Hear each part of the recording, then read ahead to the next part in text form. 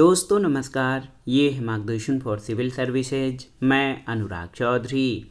दोस्तों आज की वीडियो में प्रस्तुत है पर्यावरण और पारिस्थितिकी से संबंधित महत्वपूर्ण प्रश्नों का संकलन, जो आपके आगामी विभिन्न परीक्षाओं के लिए बहुत ही उपयोगी है। ये वीडियो तैयारी के साथ साथ रिवीजन के लिए भी महत्वपूर्ण है, क्योंकि ये प्रश्न सभी परीक्षाओं में बार बार पूछे जाते हैं।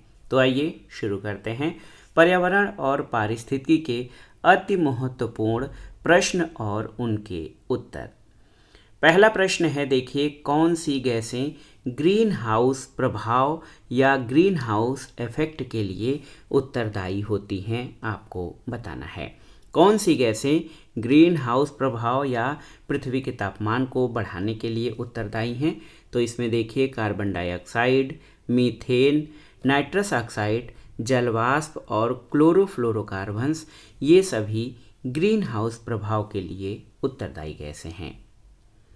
अगला प्रश्न है, ग्लोबल वार्मिंग या वैश्विक तापन के लिए सर्वाधिक उत्तरदायी गैस कौन सी है? तो सही उत्तर कार्बन डाइऑक्साइड या CO2, ये गैस ग्लोबल वार्मिंग के लिए सर्वाधिक उत्तरदायी है। एक और महत्वपूर्ण प्रश्न पूछा जाता है कि जुगाली करने वाले पशु किस ग्रीन हाउस गैस का उत्सर्जन करते हैं? तो सही उत्तर मीथेन, जिसका फार्मूला होता है CH4। जुगाली करने वाले पशु ये मीथेन गैस का उत्सर्जन करते हैं। अगला प्रश्न है, देखिए, ग्रीन हाउस गैसों की संकल्पना किसने प्रस्तुत की थी, आपको बताना है। तो सही उत्तर जोसेफ फोरियर ने सबसे पहले ग्रीन हाउस गैस यानी GHG की संकल्पना प्रस्तुत की थी। एक और बहुत ही महत्वपूर्ण प्रश्न है कि कौन सा राज्य भारत का प्रथम कार्बन मुक्त राज्य बन गया है? तो ये है हिमाचल प्रदेश। हिमाचल प्रदेश भारत का प्रथम कार्बन मुक्त राज्य बन गया है। क्योटो प्रोटोकॉल क्या है? तो सही उत्तर क्योटो प्रोटोकॉल ग्लोबल वार्मिंग को कम करने के उपाय करने के लिए विभिन्न देशों के बीच एक समझौता है, और क्योटो जापान में स्थित नगर है, वहाँ पर ये जो है प्रोटोकॉल या ये जो अभिसमय है हस्ताक्षरित हुआ था, इसलिए उसको क्योटो प्रोटोकॉल कहा जाता है। अगला प्रश्न है, ओजोन छिद्र का निर्माण सर्वाधिक कहाँ पर है?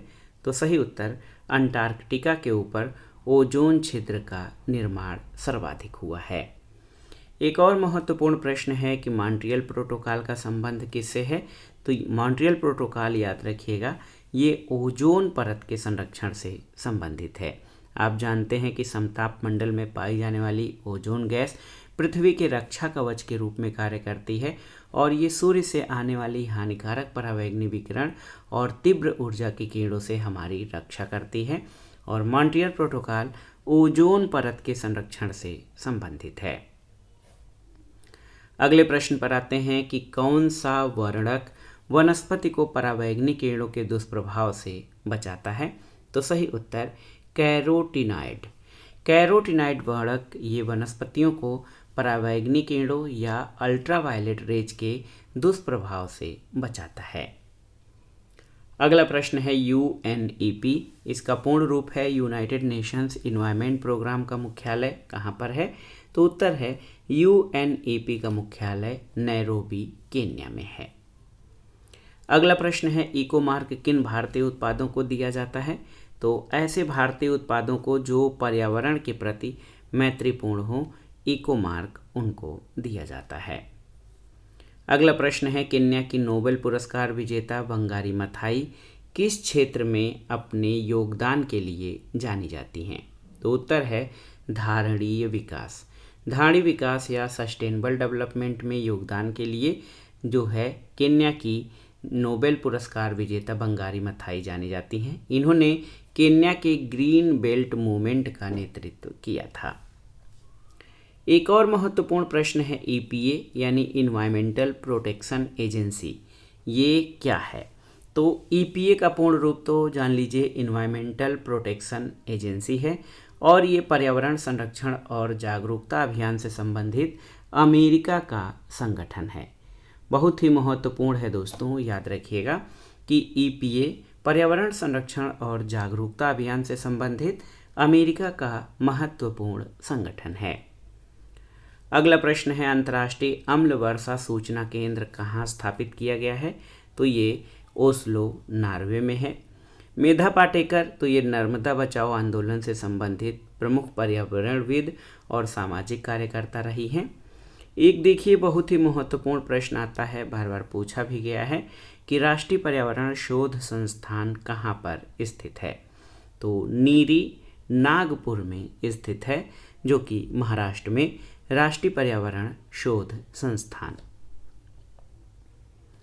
अगला प्रश्न है, ग्रीन पीस क्या है? आपको बताना है। तो ग्रीन पीस पर्यावरण समर्थकों का अंतर्राष्ट्रीय संगठन है। ग्लोबल 500 पुरस्कार किससे संबंधित है? तो ये पर्यावरण संरक्षण या पर्यावरण प्रतिरक्षा से संबंधित है। अगला प्रश्न है, ISO 14001 क्या है? तो उत्तर है, ये एक अंतर्राष्ट्रीय सर्टिफिकेशन है जो प्रदूषण नियंत्रण प्रणाली स्थापित करने वाली औद्योगिक इकाइयों को दिया जाता है।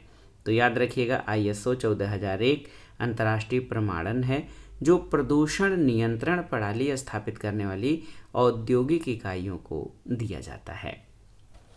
अगला प्रश्न है, राजीव गांधी वन्यजीव संरक्षण पुरस्कार किसके द्वारा दिया जाता है? तो भारत सरकार के पर्यावरण और वन मंत्रालय द्वारा राजीव गांधी वन्यजीव संरक्षण पुरस्कार की शुरुआत 1998 में की गई थी और ये पुरस्कार वन्यजीव संरक्षण और अनुसंधान के क्षेत्र में उल्लेखनीय कार्य करने वाले अधिकारियों और फील्ड वर्करों को प्रदान किया जाता है। और ये बहुत ही महत्वपूर्ण प्रश्न है, आप याद रखिएगा। अगला प्रश्न है, ओजोन परत के संरक्षण का अंतर्राष्ट्रीय दिवस कब मनाया जाता है? तो प्रतिवर्ष 16 दिसंबर को, याद रखिएगा दोस्तों, प्रतिवर्ष 16 दिसंबर को ओजोन परत संरक्षण दिवस मनाया जाता है। अगला प्रश्न है, हरित विकास या ग्रीन डेवलपमेंट पुस्तक के लेखक कौन हैं? तो WM एडम्स। हरा सूचकांक यानी ग्रीन इंडेक्स किसके द्वारा विकसित किया गया है? आपको बताना है, बहुत ही महत्वपूर्ण जो है हरा सूचकांक या ग्रीन इंडेक्स किसके द्वारा विकसित किया गया है? तो याद रखिएगा, ग्रीन इंडेक्स विश्व बैंक के द्वारा विकसित किया गया है। एक और प्रश्न बार बार पूछता है कि राष्ट्रीय वन अनुसंधान संस्थान कहाँ पर स्थित है?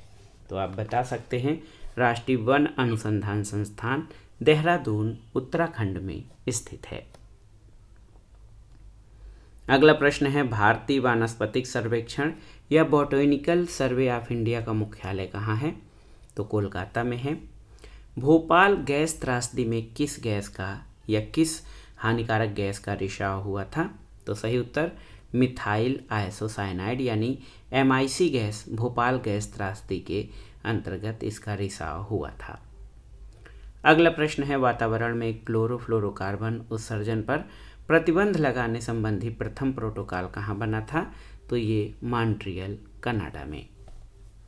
अगला प्रश्न है, पारिस्थितिकी विज्ञान केंद्र कहाँ पर स्थित है? तो याद रखिएगा, बेंगलुरु में।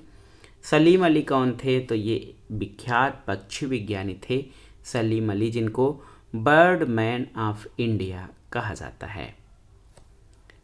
अगला प्रश्न है, 5 जून को ब्रिटिश पर्यावरण दिवस सबसे पहले किस वर्ष मनाया गया? तो उत्तर है 1973 में। भारत में वन महोत्सव दिवस कब मनाया जाता है? आपको बताना है। तो ये महोत्सव जुलाई के प्रथम सप्ताह यानी 1 जुलाई से 7 जुलाई तक मनाया जाता है। भारत में वन महोत्सव दिवस 1 जुलाई से 7 जुलाई तक मनाया जाता है। अगला है, जुलाई 1950 में अधिक पेड़ उगाओ अभियान का उद्घाटन किसने किया था? तो KM मुंशी ने। और देखिए, किस संयुक्त राष्ट्र सम्मेलन को पृथ्वी शिखर सम्मेलन नाम दिया गया था? तो उत्तर है पर्यावरण विकास पर 1992 में संयुक्त राष्ट्र सम्मेलन को पृथ्वी शिखर सम्मेलन या अर्थ समिट का नाम दिया गया था। अगला प्रश्न आइए देखते हैं कि भारत में कभी कभी हरित मंत्रालय कहा जाने वाला मंत्रालय कौन सा है? तो हरित मंत्रालय पर्यावरण और वन मंत्रालय को कहा जाता है। ग्रीन मफलर किससे संबंधित है? आपको बताना है। तो ग्रीन मफलर ध्वनि प्रदूषण से संबंधित है। सड़कों के किनारे हरे भरे पेड़ लगाए जाते हैं ताकि वो जो है ध्वनि प्रदूषण से रक्षा कर सकें आसपास के क्षेत्र की। अगला प्रश्न है, भारत की सबसे बड़ी सिंचाई नहर का नाम क्या है? तो ये इंदिरा गांधी नहर, ये राजस्थान की है। और महत्वपूर्ण प्रश्न, वन्य जीव संरक्षण अधिनियम किस वर्ष लागू किया गया था? तो हिंदी माध्यम वाले जान लें, वन्य जीव 72 यानी 1972 में भारत में वन्य जीव संरक्षण अधिनियम लागू किया गया था। अगला प्रश्न है, भारत में पर्यावरण संरक्षण अधिनियम किस वर्ष लागू किया गया? तो 1986। तो पर्यावरण संरक्षण ये 86। भारत में जैव विविधता अधिनियम कब लागू किया गया था? तो उत्तर है, भारत में जैव विविधता अधिनियम 2002 में लागू किया गया था। अगला प्रश्न है, मीठे पानी की कल्पसर परियोजना कहाँ पर स्थित है? तो गुजरात की खंभात की खाड़ी में। भारतीय वन सेवा की स्थापना कब की गई? तो याद रखिएगा 1 जुलाई 1966 को इंडियन फॉरेस्ट सर्विसेज की स्थापना की गई थी। अगला प्रश्न है कि जल की कठोरता को दूर करने की प्रक्रिया को क्या कहा जाता है? तो ये जल का मृदुकरण कहा जाता है, क्योंकि जल में कई प्रकार के सल्फेट और कार्बोनेटों का जो मिश्रण होता है घुलित, वो जल को कठोर बना देता है और इसकी कठोरता को दूर करने को जल का मृदुकरण कहा जाता है। अगला प्रश्न है, समुद्री जल को किस प्रक्रिया से शुद्ध किया जा सकता है? तो समुद्री जल को आसवन विधि से शुद्ध किया जा सकता है। अगला प्रश्न है, प्रकृति में जल का सबसे शुद्ध रूप कौन सा है? तो ये वर्षा जल है। अपने प्रदूषकों के कारण कौन सी नदी जैविक मरुस्थल कहलाती है? तो याद रखिएगा दामोदर नदी जैविक मरुस्थल के रूप में जानी जाती है। अगला है कि भूमिगत जल को दूषित करने वाला अजैविक प्रदूषक क्या है? तो आर्सेनिक या संखिया, जो कि जल को हानिकारक और दूषित बना देता है, ये अजैविक प्रदूषक के रूप में आता है। अगला है, संसार के स्वच्छ जल का कितना प्रतिशत हिमानी बर्फ के रूप में भंडारित है? तो सही उत्तर 70%। अगला प्रश्न है, धूम कोहरा का कारण क्या है, आपको बताना है। तो वायुमंडल में प्रदूषण तत्वों के प्रकाश, रासायनिक ऑक्सीकरण द्वारा निर्मित उत्पादों का तीव्र जमाव, ये अम्ल धूम्र कोहरा का कारण है, जिसको कि फॉग कहा जाता है। स्मोक और फॉग को संक्षिप्त रूप में स्मॉग कहा जाता है। अगला प्रश्न है, अम्ल वर्षा या एसिड रेन क्या है? तो बादल के जल और सल्फर डाइऑक्साइड प्रदूषकों के साथ प्रक्रिया के फलस्वरूप अम्ल वर्षा निर्मित होती है। सल्फर डाइऑक्साइड, वायुमंडल में जो सल्फर डाइऑक्साइड है वो जल से अभिक्रिया करके H2SO4 यानी सल्फ्यूरिक अम्ल और नाइट्रोजन के ऑक्साइडों से अभिक्रिया करके ये नाइट्रिक एसिड बनाती है। और ये जब ये मात्रा अधिक हो जाती है तो ये छोटे पेड़ पौधों की पत्तियों, स्मारकों, इमारतों को नुकसान पहुंचाता है। अगला प्रश्न है, काजीरंगा राष्ट्रीय उद्यान किसके लिए जाना जाता है? तो ये एक सींग वाले गैंडे के लिए प्रसिद्ध है। राजीव गांधी राष्ट्रीय उद्यान कहाँ पर स्थित है? तो याद रखिएगा राजीव गांधी राष्ट्रीय उद्यान राजस्थान में है। और रणथंभौर राष्ट्रीय उद्यान का नाम परिवर्तित करके क्या रखा गया है? तो याद रखिएगा राजीव गांधी राष्ट्रीय उद्यान किया गया है रणथंभौर राष्ट्रीय उद्यान का नाम। अगला प्रश्न है, फूलों की घाटी कहाँ पर है? तो आप जानते हैं उत्तराखंड में। सलीम अली राष्ट्रीय उद्यान कहाँ पर है? तो ये जम्मू कश्मीर में। राजा जी राष्ट्रीय पार्क किसके लिए है? तो एशियाई हाथी के लिए राजा जी राष्ट्रीय पार्क है। मध्य प्रदेश का राजकीय पक्षी कौन सा है? तो याद रखिएगा मध्य प्रदेश का राजकीय पक्षी जो है दूधराज या शाह बुलबुल है। अगला प्रश्न है, मध्य प्रदेश के किस राष्ट्रीय उद्यान को प्रोजेक्ट टाइगर में सबसे पहले शामिल किया गया था? तो ये था कान्हा किसली। एक और प्रश्न है, टाइगर राज्य किस राज्य को कहा जाता है? तो मध्य प्रदेश को। एशियाई बब्बर शेर का निवास कहाँ है? तो गिर वन राष्ट्रीय उद्यान गुजरात में एशियाई बब्बर शेर का निवास है। अगला प्रश्न है, भारत के किस क्षेत्र को सह्याद्री कहा जाता है? तो पश्चिमी घाट को। जैव विविधता की दृष्टि से भारत का सबसे धनी स्थल कौन सा है? तो याद रखिएगा पश्चिमी घाट। लास्ट क्वेश्चन है, पूर्वी घाट और पश्चिमी घाट का मिलन स्थल कहाँ पर है आपको बताना है। ये प्रश्न भी बहुत ही महत्वपूर्ण है कि पूर्वी घाट और पश्चिमी घाट का मिलन स्थल कहाँ है, तो ये नीलगिरी पहाड़ियाँ तमिलनाडु, ये पश्चिमी और पूर्वी घाट का मिलन स्थल है। ये भारत के साउथ यानी दक्षिणी भाग में स्थित हैं और ये पहाड़ियाँ जहाँ पर मिलती हैं वहाँ पर एक त्रिकोण है, तमिलनाडु, कर्नाटक और केरल, TKK। तमिलनाडु, कर्नाटक और केरल के त्रिकोण पे जो है पश्चिमी घाट और पूर्वी घाट का मिलन स्थल है और ये पहाड़ियाँ 2000 मीटर से अधिक ऊंचाई पर स्थित हैं, याद रखिएगा। और नीला पर्वत या नीलगिरी की पहाड़ियाँ पश्चिमी घाट और पूर्वी घाट के संगम स्थल का निर्माण करती हैं। ये बहुत ही महत्वपूर्ण प्रश्न है। तो दोस्तों ये था आज का वीडियो, पर्यावरण और पारिस्थितिकी के अंतर्गत महत्वपूर्ण प्रश्न और उसके उत्तर।